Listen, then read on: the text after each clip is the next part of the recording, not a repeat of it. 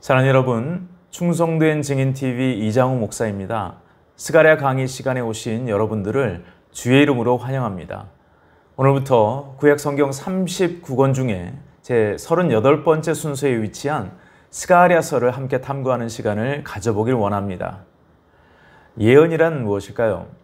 성경에서 말씀하는 예언이란 미래를 예측한다는 의미라기보다는 역사의 주관자가 되신 하나님의 뜻을 이 땅 가운데 풀어내는 어떤 행위라고 말할 수 있을 것입니다.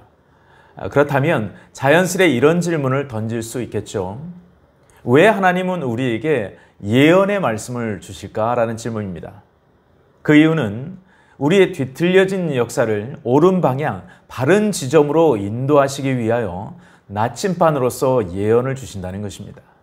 그래서 참된 예언이란 언제나 뒤틀려진 인류의 역사, 우리의 역사를 회복하는 치료제의 역할을 감당하게 됩니다. 하나님께서는 이러한 목적을 위해 각 시대마다 하나님의 선지자들을 일으켜 오셨음을 성경을 통하여 기록해 오셨던 것이죠.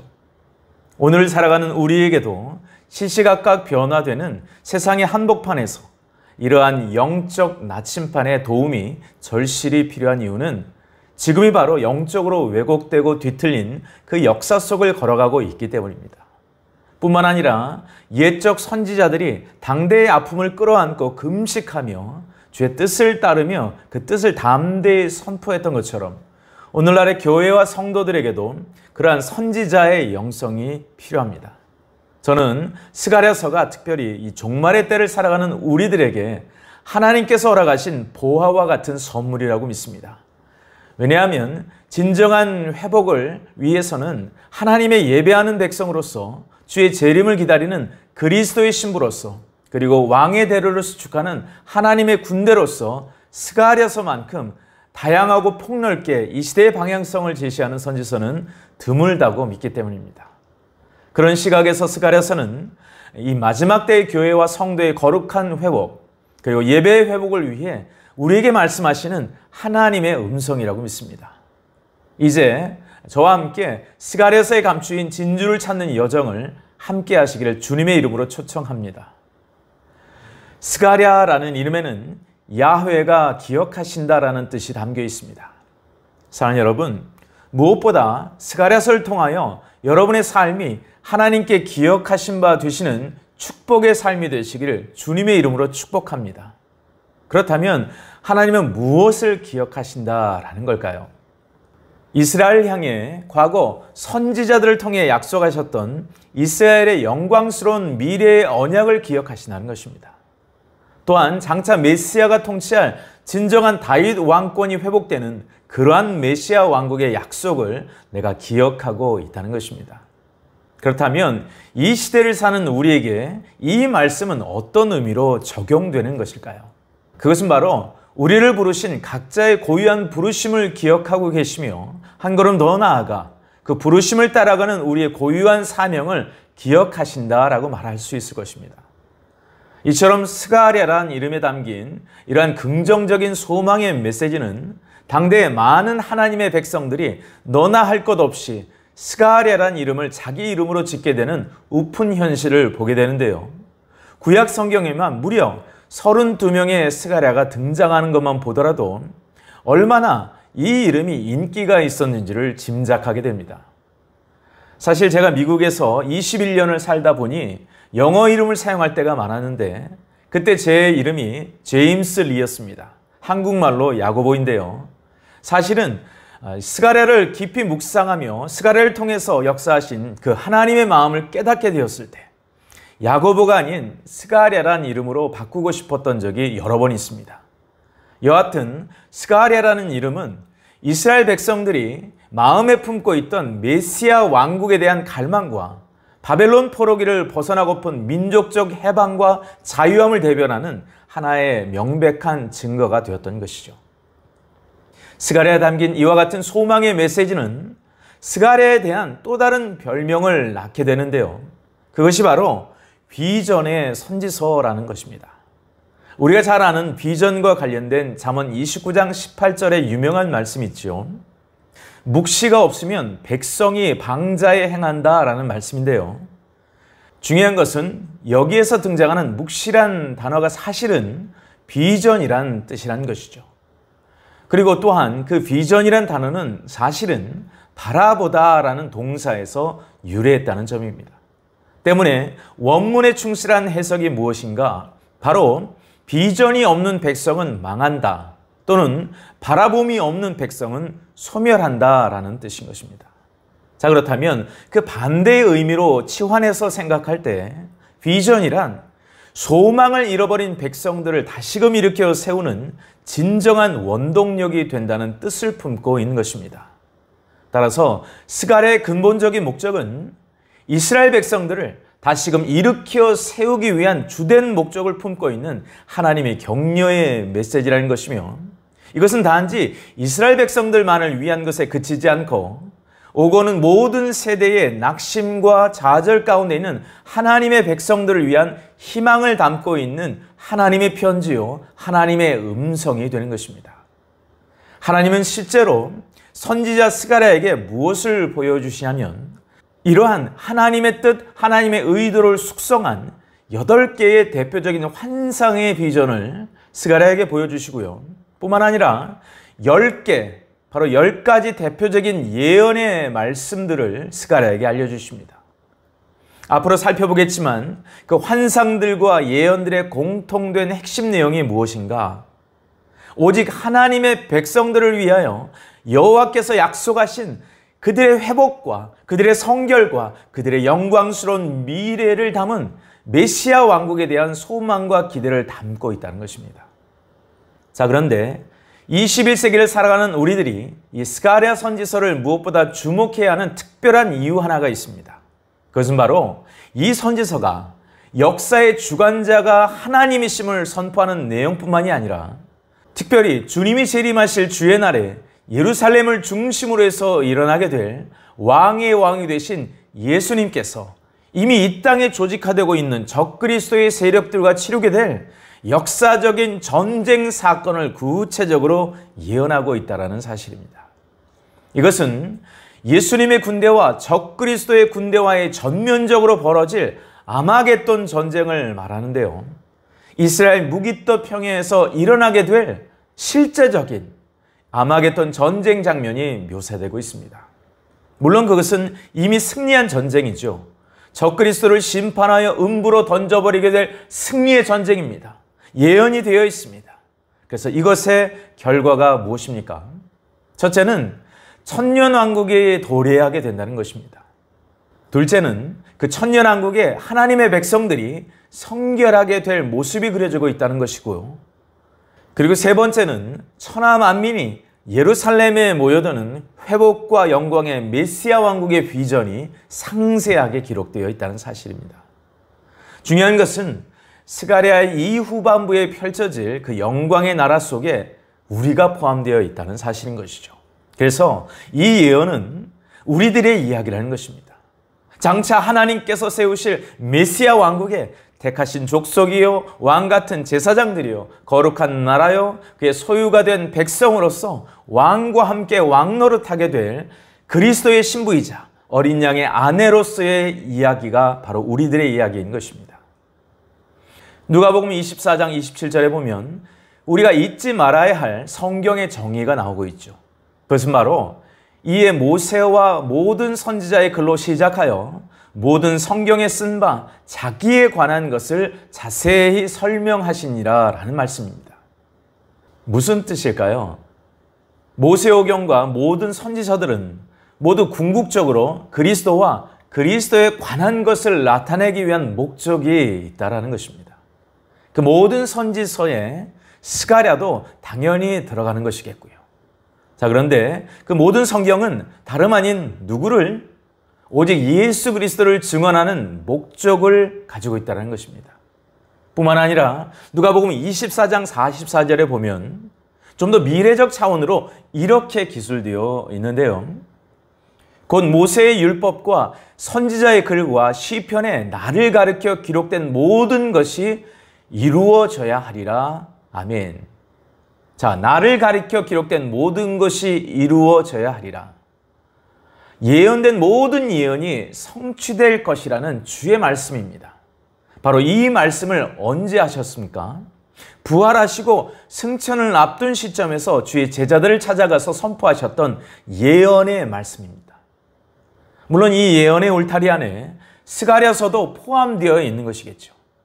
놀라운 사실은 주의 예언의 말씀처럼 이 스가랴서에는 예수님의 이야기로 가득 차 있습니다. 예수님의 정체성을 나타내는 대표적인 표현만으로 7가지의 예언이 등장하는데요. 스가랴 3장 8절, 9장 9절, 9장 16절, 11장 12절, 12장 10절, 13장 1절, 14장 3절로 4절. 자, 이 중 2가지 예만 들어보면 다음과 같습니다. 9장 9절의 말씀은 이렇게 말합니다. 시온에 따라 크게 기뻐할지어다. 예루살렘에 따라 즐거이 부를지어다. 보라, 내 왕이 내게 임하시나니 그는 공의로우시며 구원을 베푸시며 겸손하여서 나귀를 타시나니 나귀의 작은 것 곧 나귀 새끼니라. 아멘. 메시아가 나귀 새끼를 타고 예루살렘에 입성하실 것이라는 예언입니다. 그런데 이 예언은 정확하게 550년 후에 성취가 되죠. 성취된 것뿐만 아니라 있는 문자 그대로 성취되었다라는 사실입니다. 그래서 요한복음 12장 13절로 15절에 보면 종려나무 가지를 가지고 맞으러 나가 외치되 호산나 찬송하리로다. 주의 이름으로 오시는 이 곧 이스라엘의 왕이시여 하더라. 예수는 한 어린 나귀를 보고 타시니 이는 기록된 바 시온 따라 두려워하지 말라. 보라, 너의 왕이 나귀 새끼를 타고 오신다 함과 같더라 말씀합니다. 또 한 가지 아직 성취되지 않는 아주 중요한 예언 하나가 있는데요. 그것은 바로 스가랴 12장 10절의 말씀입니다. 내가 다윗의 집과 예루살렘 주민에게 은총과 간구하는 심령을 부어주리니 그들이 그 찌른 바 그를 바라보고 그를 위하여 애통하기를 독자를 위하여 애통하듯 하며 그를 위하여 통곡하기를 장자를 위하여 통곡하듯 하리로다. 아멘. 무슨 말일까요? 예수님을 죽인 백성인 이스라엘 백성들이 장차 그분을 바라보게 될 것이며 회개하게 될 것이라는 예언의 말씀입니다. 물론 지금도 여전히 이스라엘 백성들은 예수를 그들의 구주여 주님으로 믿지 않습니다. 아주 적은 퍼센트의 유대인들만이 예수를 믿을 뿐이죠. 이렇게 믿는 유대인을 가리켜 일명 메시아닉 주라고 하는데요. 하지만 여전히 많은 유대인들은 아직도 예수님을 십자가에 못 박은 죄를 회개하지 않는 상태에 놓여 있습니다. 그 결과 주 70년에 이스라엘 백성들은 나라가 망하고 1948년 5월 14일 다시금 한 국가로서 독립을 맞이할 때까지 무려 1878년 동안 나라 잃은 떠돌이 신세를 면치 못했습니다.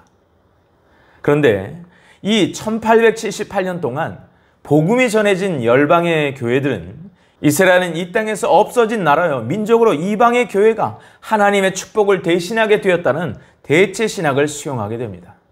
하지만 이것은 엄연히 잘못된 신학적 해석입니다. 왜냐하면 스가랴서 12장 10절 말씀은 역사의 끝날 주님이 재림하시기 직전 이스라엘 민족은 예수 그리스도가 그들의 메시아가 됨을 인정하고 십자가에 못 박은 그들의 과오에 대해 민족적인 통회와 회심의 사건이 문자 그대로 일어나게 될 것을 분명히 예언하고 있기 때문이죠. 그 한 증거로 해가 갈수록 주를 믿는 유대인인 메시아닉 주가 증가하고 있으며 또한 그들이 에스겔서 예언의 말씀처럼 점차 고토로 귀환하는 수가 증가하고 있다는 사실입니다. 이 내용은 나중에 스가랴서 12장부터 14장에 이르는 내용을 다룰 때 상세하게 나누겠습니다. 어쨌든 이 내용은 이 마지막 때에 열방의 교회가 이스라엘을 향해 어떻게 기도하며 어떻게 반응해야 하는지를 나타내는 방향성을 제시합니다. 왜냐하면 이스라엘의 회복과 이스라엘의 영광을 하나님의 뜻에 이미 두셨기 때문입니다. 자, 여러분, 우리의 사명이 무엇입니까? 하나님이 기뻐하는 것을 기뻐하고 하나님이 뜻하신 그곳에 우리의 뜻이 있는 것 아니겠습니까? 때문에 이스라엘을 품고 기도해야 하는 이유가 여기 있습니다. 이스라엘의 회복의 이면에는 장차 주 예수 그리스도 안에서 유대인과 이방인이 하나가 되는 한 가족됨을 하나님의 마음의 뜻과 생각에 두셨음을 성경의 많은 곳에서 나타내고 있기 때문이죠. 예를 들면 대표적으로 로마서 11장 11절로 12절 그리고 25절로 26절의 말씀에 보면 먼저 로마서 11장 11절로 12절은 이렇게 말씀합니다. 그러므로 내가 말하노니 그들이 넘어지기까지 실족하였느냐? 그럴 수 없느니라. 그들이 넘어짐으로 구원이 이방인에게 이르러 이스라엘로 식이 나게 함이니라. 12절 그들의 넘어짐이 세상의 풍성함이 되며 그들의 실패가 이방인의 풍성함이 되거든 하물며 그들의 충만함이리요 말씀하죠. 무슨 뜻일까요? 하나님의 경륜 가운데 이스라엘의 넘어짐과 회복됨은 열방의 교회와 연동되어서 역사하는 하나님의 경영이시라는 것입니다. 이러한 유대인과 이방인의 역학적인 하나님의 경영이 로마서 11장 25절로 27절에는 보다 구체적으로 말씀하고 있는데요. 25절의 말씀입니다. 형제들아 너희가 스스로 지혜 있다 하면서 이 신비를 너희가 모르기를 내가 원하지 아니하노니 이 신비는 이방인의 충만한 수가 들어오기까지 이스라엘의 덜어는 우둔하게 된 것이라. 그리하여 온 이스라엘이 구원을 받으리라. 기록된 바 구원자가 시온에서 오사 야곱에게서 경건하지 않는 것을 돌이키시겠고 내가 그들의 죄를 없이 할 때에 그들에게 이루어질 내 언약이 이것이라 함과 같으니라 말씀합니다. 하나님의 경륜 안에서는 이스라엘의 넘어짐으로 끝나게 하시지 않고 그들의 넘어짐을 통하여 이방인이 구원받는 하나님의 지혜와 하나님의 역사로 말미암아 하나님의 나라의 자녀들을 일으키시겠다는 것입니다. 바로 로마서 11장 26절에 구원자가 시온에서 오사 야곱에게서 경건하지 않는 것을 돌이키신다는 그 말씀은 다름 아닌 스가랴 12장 10절 예언의 말씀의 성취인 것입니다. 구원자로 오신 예수님은요, 유대인의 핏줄로 오셨습니다. 그리고 복음이 땅끝까지 이방에 전파되게 하셨습니다. 그 경륜 안에 이스라엘의 넘어짐이 있었고 그러나 그것은 영원한 넘어짐은 아니었습니다. 하나님의 경륜 가운데 그들의 넘어짐을 통해 이방의 복음이 불길처럼 전파되게 되었기 때문이죠. 이것이 하나님의 신비입니다. 이것이 하나님의 경륜이에요. 그리고 하나님의 목적인 것입니다. 하나님께서는 왜 이렇게 역사하셨던 걸까요? 하나님의 한 가족됨을 통하여 유대인과 이방인에게 하나님의 사랑을 이웃사랑으로 또한 알게 하게 하시고 깨닫게 하시고 실천케 하시기 위함인 것이죠. 이것처럼 스가랴서는 이스라엘의 회복과 관련된 이방인과의 영적인 역학의 관계를 힌트하고 있는 아주 중요한 선지서인 것입니다. 사도 바울은 참된 교회란 무엇인가를 말씀하시면서 에베소 교회 내에 유대인과 이방인의 하나 되지 못하고 있는 문제의 상황 가운데 이런 해답의 말씀으로 에베소 교인들을 향하여서 열쇠를 던져주십니다. 에베소서 2장 14절로 18절의 위대한 말씀을 선포해 주셨는데요. 그는 우리의 화평이신지라 둘로 하나를 만드사 원수된 것 곧 중간에 막힌 담을 자기 육체로 하시고 15절 말씀 법조문으로 된 계명의 율법을 폐하셨으니 이는 이 둘로 자기 안에서 한 세 사람을 지어 화평하게 하시고 또 십자가로 이 둘을 한 몸으로 하나님과 화목하게 하려 하심이라. 원수된 것을 십자가로 소멸하시고 또 오셔서 먼 데 있는 너희에게 평안을 전하시고 가까운 데 있는 자들에게 평안을 전하셨으니 이는 그로 말미암아 우리 둘이 한 성령 안에서 아버지께 나아감을 얻게 하려 하심이라 말씀합니다. 자, 이 한 세 사람은 주 안에 있는 교회 내 유대인과 이방인의 연합을 말하는 것이죠. 그래서 17절에 보면 이방인을 가리켜 먼 데 있는 너희라고 말씀하시며 유대인을 가리켜 가까운 데 있는 자들이라고 사도 바울이 말씀하셨던 겁니다. 자, 그런데 이들이 어떻게 하나가 되었습니까? 한 성령 안에서 하나가 된다는 것입니다. 그렇다면 이들은 단순히 유대인과 이방인이 아니라 주 예수를 나의 구주 나의 주님으로 믿음으로 말미암아 성령을 받게 된 믿는 유대인, 믿는 이방인을 말하는 것이겠죠. 그때의 18절 말씀을 주목하십시오. 이러한 하나된 한 세 사람으로 누구에게 나아간다고 말씀합니까? 아버지께 나아간다고 말씀합니다. 사랑하는 여러분, 제가 설교한 두 탕자 비유의 말씀을 참고하시기 바랍니다. 거기에는 예수님께서 탕자의 비유를 말씀하신 누가복음 15장은 미완성으로 끝난다고 했습니다. 하지만요, 저는 사도 바울의 입술을 통해서 진정 하나님 아버지가 원하시는 그분의 마음이 다름 아닌 에베소서 2장 14절로 18절의 미완성으로 끝난 두 탕자의 비유의 해답으로서 등장하고 있다고 믿습니다. 아버지께 함께 나아가는 것, 바로 그것이 아버지께서 원하시는 모습이라는 것입니다. 때문에 탕자의 비유는 사실은 단지 두 아들을 가진 이야기로 끝나지 않고요, 전 역사적으로 거시적인 관점으로 볼 때는 주 안에서 유대인과 이방인의 하나됨을 꿈꾸시는 아버지 하나님의 비전, 아버지 하나님의 꿈이 서려 있는 것입니다.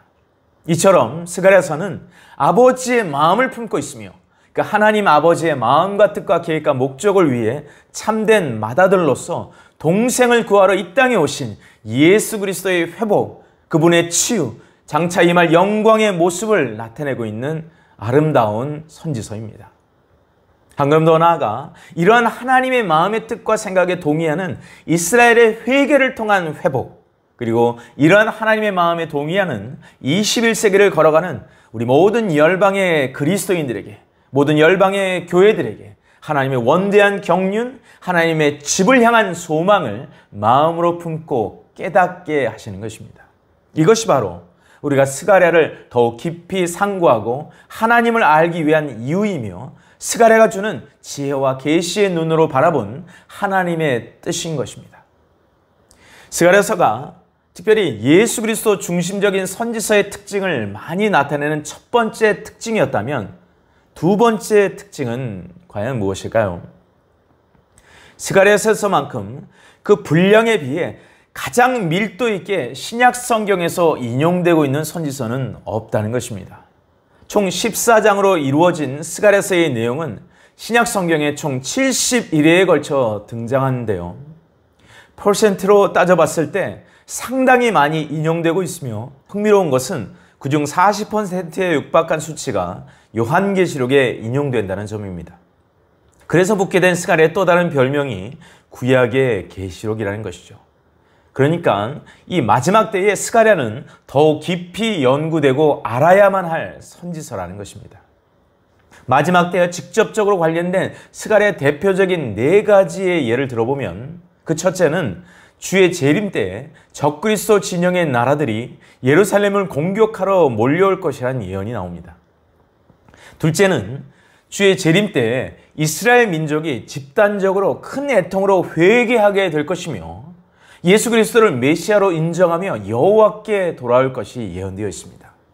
세 번째는 주님께서 초림 때 예수님께서 감람산에서 승천하여 떠나셨지만 그러나 주의 재림 때는 다시금 예루살렘 감람산으로 재림하실 것이란 예언이 스가랴에 나옵니다. 스가랴서 14장 4절로 5절 말씀을 한번 읽겠습니다. 그날에 그의 발이 예루살렘 앞 곧 동쪽 감람산에 서실 것이요 감람산은 그 한가운데가 동서로 갈라져 매우 큰 골짜기가 되어서 산 절반은 북으로 절반은 남으로 옮기고 그 산 골짜기는 아셀까지 이를지라 너희가 그 산 골짜기로 도망하되 유다왕 우시야 때에 지진을 피하여 도망하던 것 같이 하리라. 나의 하나님 여호와께서 임하실 것이요 모든 거룩한 자들이 주와 함께 하리라 말씀합니다. 넷째는 예수님이 재림하시고 시작되는 메시아 왕국인 지상의 천년 왕국 때에 이방 나라들이 초막절의 절기를 지키러 예루살렘으로 올라올 것이라고 예언하고 있습니다. 사랑하는 여러분, 이스라엘 예배의 절정은 초막절입니다. 전 세계 사람 천하만국의 백성들이 예루살렘으로 예배하러 올 것임을 예언하고 있습니다. 스가랴서는 바로 그 주의 날을 사모하여 거룩하신 하나님께 모든 백성, 모든 민족들이 예배하게 될 참된 하나님의 나라를 사모하도록 이끄는 나침판인 것입니다. 자, 그렇다면 이제부터는 현미경을 가지고 스가랴서가 주어진 역사적인 상황화를 살펴보기를 원합니다. 먼저 이 질문을 드리고자 하는데요. 이 책의 저자는 과연 누구일까요? 자, 여기에 두 갈래의 답을 듣게 됩니다. 하나님이라는 분도 있고 스가랴라는 분도 있습니다. 그렇다면 누가 옳은 걸까요? 그렇습니다. 둘 다 맞습니다. 정확히 표현하자면 저자는 하나님이신데 기록자는 누구입니까? 스가랴입니다. 하지만 그렇다고 스가랴의 손만을 사용한 기계적인 기록을 시켰다라는 것은 결코 아닙니다. 물론 성경의 저자는 하나님이시고 성령님이시지만 성경 66권은 하나님께서 기록하도록 하신 그 사람이 가지고 있는 성품, 그 사람의 출신 배경, 그 사람의 이성적 이해력, 그리고 그 사람의 인성, 그 사람이 가지는 학식, 이런 모든 것들을 다 종합해서 유기적 영감을 주어서 기록하셨다는 것입니다. 스가랴를 그렇게 사용하셨다는 것입니다. 정확히 표현하자면 저자가 하나님이시라면 기록자는 스가랴였던 것이죠. 또 한 가지는 이 책이 어떤 상황, 어떤 때에 써졌는가가 중요합니다. 왜냐하면 하나님께서는요, 기록자만 사용해서 성경을 쓰신 것이 아니라 그 성경이 주어지는 상황을 사용해서 성경을 쓰시기 때문인 것이죠. 이것을 아는 것이 굉장히 중요합니다. 왜냐하면 그래야 그 책을 주신 저자의 의도와 저자의 목적을 온전히 이해할 수 있기 때문입니다. 어찌 보면 이 부분을 깨닫는 것이 성경 구절 하나하나를 문자 그대로 주의하는 것보다 더 중요할 수 있습니다. 왜 그렇습니까? 그 상황 속에 성경을 허락하신 진짜 하나님의 의도와 목적이 더 중요하기 때문에 그렇죠.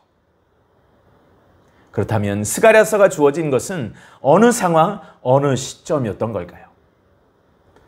우상 숭배와 영적인 타락으로 바벨론 포로로 끌려가서 한참을 지난 후 이제는 자신의 망해버린 조국을 그리워하는 갈망이 극에 달하게 된 시점, 그리고 자기의 민족을 민족되게 했던 여호와 하나님을 예배하지 못하는 그 타는 목마름이 극에 달한 시점에서 하나님은 기도의 응답으로서 고토록 귀환하게 응답하셨던 것입니다.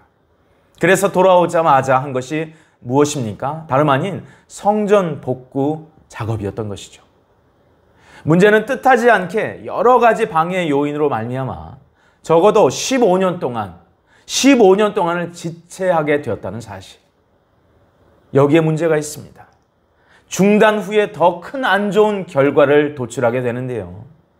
그 이스라엘 백성들은 성전 건축에 대한 열망을 잊어버렸다는 심각한 영적 현실을 마주하게 됩니다. 에라 모르겠다. 이제는 내 할 일에 몰두나 하자. 이런 생각에 정신줄을 놓았던 것입니다. 그 후 그들의 행보는 자기 집을 짓는 거였습니다. 개인의 안락을 추구하는 삶의 가치를 지향하게 됩니다. 바로 이러한 상황에 하나님께서 누구를 부르십니까? 바로 동시대의 학개 선지자와 스가랴 선지자를 불러서 저들의 마음을 움직이기 시작합니다. 사랑하는 성도 여러분, 앞서 저는 성경을 기록한 그 저자가 하나님이라고 말씀드렸습니다. 하지만 그 기록자도 중요하다고 말씀까지 드렸습니다. 그래서 학개와 스가랴는요, 유기적 영감을 받은 기록자였던 것입니다. 다시 말해 하나님께서 그들에게 계시하신 예언의 말씀은 그들의 성품, 그들의 출신 배경, 그들의 이성적 이해력, 그들의 인성 등 모든 것을 다 종합해서 그들을 택하셨다는 것입니다. 자, 그렇다면 이 둘의 특징은 과연 무엇일까요? 일단 이들은 여러 면에서 대조를 이루고 있는 것을 보게 되는데요. 그 첫째는 학개는 약 80세로 추정되는 연로한 선지자요. 학개서의 고백을 보니 바벨론 포로 이전부터 솔로몬 성전을 보았던 것임을 추정할 수 있습니다. 반면에 스가랴는요, 젊은 선지자였습니다. 그리고 학개를 2달 먼저 부르셔서 성전 건축을 독려하고 그 다음에 스가랴를 부르신 것을 볼 수 있는데요. 왜 이토록 하나님께서는 두 선지자를 동시대에 부르셨던 걸까요? 주의 사역은 시대를 뛰어넘어 어른 세대와 다음 세대가 연합함을 통하여 할 때 가장 아름답고 가장 능력 있게 이룰 수 있음을 보여주신 하나님의 의도라고 볼 수 있습니다. 둘째, 학개는요, 책망하는 선지자였던 반면 스가랴는 격려의 선지자였습니다. 이것이 바로 하나님께서 하나님의 사람들의 성향과 인성과 표현 방식까지 고려해서 그들을 사용하신 하나님의 의도임을 엿볼 수 있습니다. 학개서 1장 4절을 읽어보면 이 성전이 황폐하였거늘 너희가 이때에 판벽한 집에 거주하는 것이 옳으냐? 라는 책망의 어조로 말합니다. 반면 스가랴는 격려와 소망을 주는 어조이죠. 이는 힘으로 되지 아니하며 능으로 되지 아니하고 오직 나의 신으로 되느니라 백성들에게 선포했던 것이죠. 뿐만 아닙니다. 스가랴서 2장 4절에 보니 이르되 너는 달려가서 그 소년에게 이르기를 예루살렘은 그 가운데 사람과 가축이 많으므로 성곽 없는 성읍이 될 것이라 하라 말합니다. 그런데 여기에 소년에게 이른다라는 것은요, 젊은이들에게 말하라는 뜻입니다. 즉 젊은 선지자 스가랴를 통해 동시대의 젊은 청년들을 향해 하나님의 비전을 제시하라고 말씀하셨던 것입니다. 이것만 보더라도 이 스가랴는요, 남녀노소에게 필요한 말씀이지만 특별히 오늘날의 젊은이들에게도 필요한 말씀이라는 것입니다. 왜냐하면 젊은이들에게 필요한 것은 하나님의 비전이 필요하기 때문에요. 비전이 없으면 나라만 망하는 것이 아니라 청년도 망한다는 것입니다. 그래서 스가랴로 하여금 그의 나이, 그의 꿈, 그의 학식, 그의 성향을 다 고려해서 유기적으로 말씀받게 하고 열정적으로 그 말씀을 동시대의 젊은 세대를 향해서 선포케 하셨던 것입니다. 셋째는요, 표현 방식의 차이가 있습니다.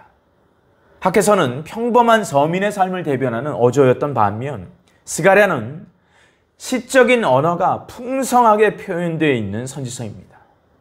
이것은 아마도 스가랴가 제사장 집안 출신으로서 할아버지와 아버지로부터 교육받아온 배경의 영향이라고 볼 수 있습니다. 실제로 스가랴서 1장 1절에 보면 다리오 왕 2년 8월에 여호와의 말씀이 이도의 손자 베랴게아의 아들 선지자 스가랴에게 임하니라 말씀합니다. 자, 그런데 느헤미야 12장 1절과 4절에 보니 스알디엘의 아들 수룹바벨과 및 예수아를 쫓아 돌아온 제사장과 레위 사람은 이러하니라. 제사장들은 이또와 긴느더이와 아디야와 라고 나옵니다. 바벨론 포로 귀환에서 돌아온 제사장 가문에 할아버지 이또가 있었다는 것인데요. 느헤미야 12장 16절에 보면 좀 더 구체적으로 이렇게 나오고 있습니다. 이또 족속에는 스가랴요 라고 나온다는 것이죠. 흥미로운 것은 제사장 가문의 3세대의 이름입니다. 할아버지 이또의 뜻은 사랑스러운 자입니다. 아버지 베레기야의 뜻은 여호와께서 복을 주신다는 뜻입니다. 또한 아들 스가랴의 뜻은 무엇입니까? 여호와께서 기억해 주신다입니다. 자, 이 이름들을 한데 합치면 어떤 뜻이 나오게 될까요? 사랑스러운 자를 여호와께서 복 주시기 위해 기억해 주신다라는 뜻이 됩니다. 자, 네 번째 학개와 선지자의 차이는요, 학개는 유형적 성전 재건에 관심을 두었다면 스가랴는 무형적 성전 재건에 관심을 두었음을 볼 수 있습니다. 그 이유는 학개는 아마도 살아생전 바벨론 포로 이전에 솔로몬 성전을 보았을 것이기 때문입니다. 유형적 성전 재건을 사모하는 이유가 당연한 거예요. 반면 스가랴는 성전을 본 적이 없습니다. 이방 땅에서 태어났기 때문이죠. 하지만 성전 재건을 사모하는 마음만큼만은 학개 못지 않았습니다. 그러한 이유 때문인지는 몰라도 스가랴는 유형적 성전 재건을 뛰어넘는 마음의 성전 재건을 외쳤던 것으로 보입니다. 자, 이처럼 어른 세대 그리고 젊은 세대의 조화만이 아닌 유형적 성전과 무형적 성전 재건의 강조점은 하나님께서 이 둘 다가 중요함을 균형 있게 이끌어 가신 섭리임을 발견하게 됩니다.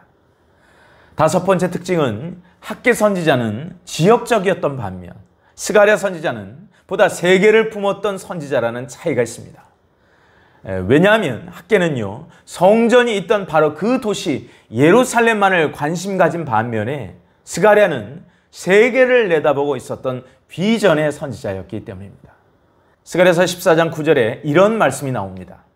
여호와께서 천하의 왕이 되시리니 그날에는 여호와께서 홀로 한 분이실 것이요 그의 이름이 홀로 하나이실 것이라. 여기서 천하의 왕이란 이스라엘의 하나님이 천하 만국의 하나님이심을 계시로 받은 것입니다. 스가랴에게 이런 비전의 메시지를 주신 이유는 그가 바로 해외에서 태어나서 바벨론과 페르시아에 이어지는 포로 생활 속에서 이방의 민족들의 특성과 문화를 동시에 경험하며 자란 2세대였기 때문일 것입니다.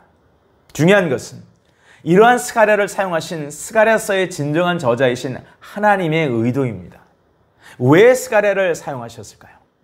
그것은 바로 다시금 청년처럼 일어나서 참된 예배를 드리는 하나님의 백성들로 서라는 책망이 아닌 무한한 격려를 부어주시고자 했기 때문입니다. 그래서 스가랴를 사용하신 것입니다. 사랑하는 여러분, 우리 모두 각자의 부르심이 다릅니다. 성격과 성향과 배경도 다르죠. 하지만 중요한 것은 우리에게 맞는 옷을 통하여 하나님의 의도와 목적을 하나님은 나타내시길 원하신다는 것입니다. 스가랴 시대나 오늘을 사는 이 시대나 하나님은 변함이 없으신 거예요. 그렇다면 우리가 깨달을 수 있는 중요한 레슨이 무엇입니까? 하나님께서는 그 모습이 좁건 넓건 간에 우리를 통하여, 우리의 모습을 통하여 하나님의 뜻을 펼치시길 원하신다는 것입니다. 영광 받으시길 원하신다는 것입니다. 학개와 스가랴의 차이점에도 불구하고 흔들 수 없는 공통점이 있었습니다. 그것은 바로 열정이었습니다. 열정. 그래서 스가랴서는 바로 우리의 잠자는 영혼의 열정을 깨우는 자명종과 같은 것입니다. 특별히 오늘날 이 스가랴서가 필요한 이유가 무엇일까요? 이 마지막 때에 필요한 이유가 무엇일까요? 한국 기독교의 그 열정이 기하급수적으로 열정이 사라지고 있기 때문입니다. 성전 회복의 푸른 꿈을 안고 고국으로 귀환한 그들의 열정은 나라 잃은 민족이 나라를 찾는 감격의 기쁨과도 같았을 것입니다. 마치 우리나라 8.15 광복과 같았을 거예요. 하지만 그 후 여러 방해로 인해 지연된 그 15년의 세월은 그들의 신앙을 추락시키기에 충분한 시간이었습니다. 우리나라의 기독교 역사의 진정한 부흥의 시대는 언제였습니까? 기독교가 조선 땅에 들어온 지 130년이 지났지만 가장 강력했던 부흥의 시대는 일제강점기와 6.25 전쟁을 치렀던 직후였습니다. 하지만요, 점차 경제가 폭발적으로 성장하면서 하나님은 뒷전이 되어갔습니다. 이러한 우리의 식어버린 마음을 깨우는 것은 무엇입니까? 학개와 스가랴 선지자가 동시에 말합니다. 하나님의 말씀이라고. 하나님의 말씀. 그때 하나님의 말씀이 학개와 스가랴 선지자에게 임했습니다. 어쩌면 정확하게 이 시대를 살아가고 있는 우리들에게, 기성세대와 젊은 청년들에게 다시금 우리가 들어야 되고 열려야 되는 성경의 말씀이 스가랴서라고 저는 믿습니다. 그런 관점에서 이 스가랴 강의를 접근해 보기를 원합니다. 오늘은 서론 시간으로 왜 마지막 때에 우리는 스가랴서를 배워야 하는가에 대해 살펴보았습니다. 다음 시간부터 본격적으로 본론으로 들어가 보겠습니다. 함께 기도하겠습니다. 우리 주 예수 그리스도의 하나님, 영광의 아버지께 스가랴의 말씀을 통하여 오늘을 살아가는 우리에게 하나님의 마음의 뜻과 생각을 계시하여 주셔서 감사합니다. 스가랴를 통해 우리로 하여금 하나님을 더 알게 하옵시고 마지막 때에 하나님께서 영원전부터 계획하신 그 뜻이 하나님의 사람들을 통하여 하나님의 때에 성취되게 하시옵소서. 우리가 그 반연에 들어가기를 원합니다. 성령의 기름 부으심을 통하여 이 마지막 때에 하나님의 비전의 영성을 소유한 주의 백성들로 일어서게 하여 주옵소서. 무엇보다 예수 그리스도 안에 하나 될 이스라엘과 교회의 한 세 사람이 되는 참된 신앙 공동체를 사모하게 하시고 한 걸음 더 나아가 주께서 예수 그리스도를 믿는 자들에게 허락하신 회복과 성결과 영광이 오늘을 사는 우리의 삶 속에서 구체적으로 경험되어지게 하시옵소서. 스가랴의 말씀을 통하여 더욱더 하나님을 사랑하는 마음의 열정이 스가랴 선지자에게 부으셨던 동일한 열정으로 우리에게 부어 주옵소서. 예수님의 이름으로 기도 올리옵나이다. 아멘.